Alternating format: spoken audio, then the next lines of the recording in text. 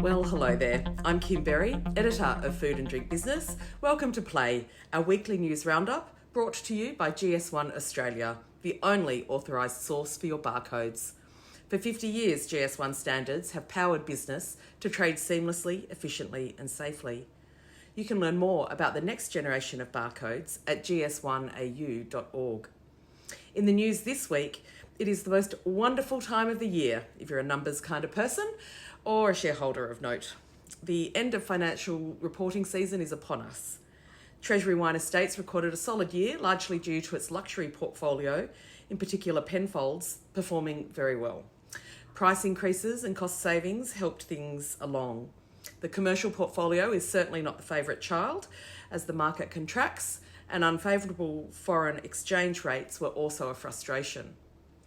There was a solid result for Endeavour Group as well, with its retail business of Dan Murphy's and BWS generating $9.9 billion in sales. Slightly down on last year, but CEO Steve Donohue said put that down to the return to pre-pandemic behaviour, i.e. we're all going out to the pub. The hotels arm of the business also returned to pre-pandemic performances. In the investor call, Donohue commented on the growth of the ready-to-drink segment, saying that it was driving sales and growing faster and bigger than ever before. He likened it to the arrival of lemon ruskies in the late 90s, but at twice the size and at twice the speed. The Food and Beverage Accelerator, FaBA, is calling for applications for its second funding round of $20 million. It's based at the University of Queensland and is part of the federal government's Trailblazer Universities program. FaBA is looking to connect industry and researchers to develop new products and ingredients. Still in Queensland, the Sesame Central Research and Innovation Hub has been launched.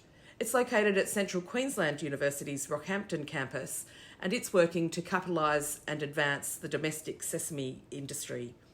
Currently, nearly all sesame seeds in Australia are imported from Asia and Africa.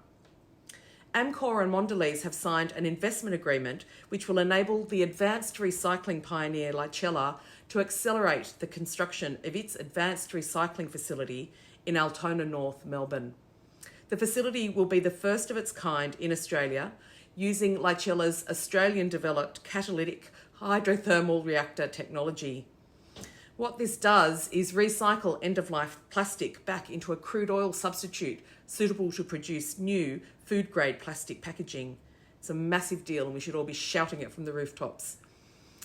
Industry Minister Ed Husic has announced the 8 members for the National Reconstruction Fund Board. Martin Wilder is the chair. His credentials in sustainable finance and climate change policy are well established, including being the founding director of the Clean Energy Finance Corporation, chair of the Australian Renewable Energy Agency and director of the Climate Council. And finally, Coca-Cola Euro-Pacific Partners and Aboitiz Equity Ventures have put in a bid to buy Coca-Cola Beverages Philippines. The deal is worth about $1.8 billion. So for all of these stories and more, head to the website, foodanddrinkbusiness.com.au. Thanks again to GS1 Australia. Don't forget to subscribe. And with that, I'm Kim Berry, over and out.